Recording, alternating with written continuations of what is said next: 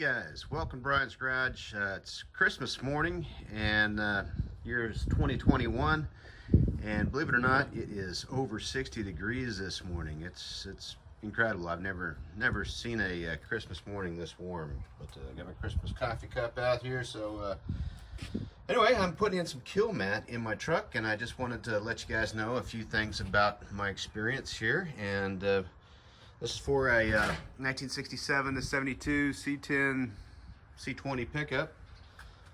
This KiLMAT stuff, it's like Dynamat. Pretty much it's just a butyl rubber with a fairly thick aluminum cover, and it's just like Dynamat, but it is significantly less. This is the 80 mil 36 square feet, and I was kind of worried that may not be enough, but that turned out to be plenty. And I actually still got another sheet in there, and I have managed to cover, you know, my kick panels, the firewall, transmission tunnel, floor pans underneath the seat, behind the gas tank, the rear wall, and I even wrapped the corners. I did put a little bit of KiLMAT down here, and that is just so that you see that there's light right there. That's where the water drains out. So if any water comes down in here, that's very well sealed up against the metal. All that KiLMAT is, that butyl rubber. Butyl rubber is a sealant, and if you do it right, that should never ever rust. You just have to make sure that it's completely in contact with all the metal. I did pre-treat everything, derusted it, and then hit it with epoxy paint, two-part epoxy. You see that's what that black is. Here, I'm going to make sure that my sill plate wasn't affected by this, so I backed it off, you know, and I backed off from the seams everywhere. I just kind of like to do that so that the seams don't get water trapped in there, right? So just my preference.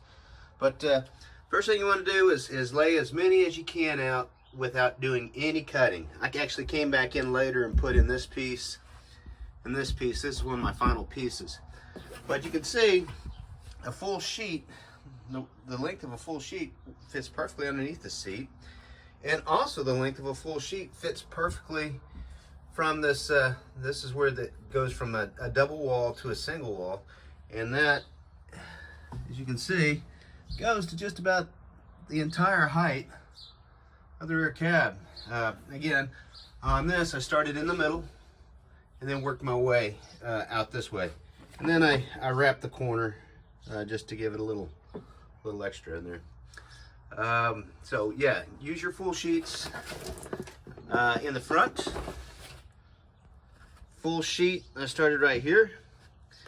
And then this is a full sheet.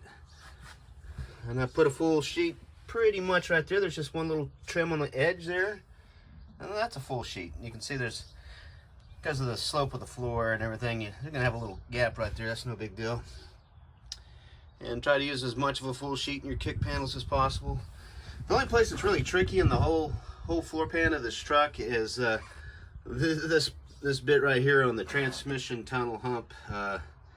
There's so many compound curves in there. You're going to have to you know, cut some extra, and you'll have to be using your straight edge and razor blade and do a few marks and measures to get that to come out nice.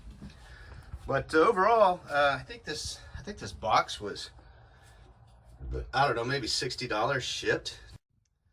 Pretty good.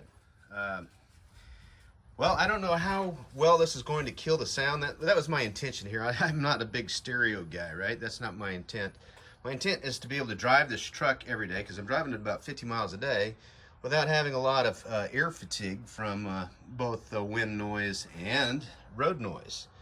And hopefully this will help control some of the noise from the engine and the drivetrain and the tires and whatnot. So anyway, guys, I would recommend this KiLMAT. I'll come back and give you my opinion on what it's like later, after I have had an opportunity to drive it with this, and maybe I can give you an idea how much it really killed back the sound. Till then.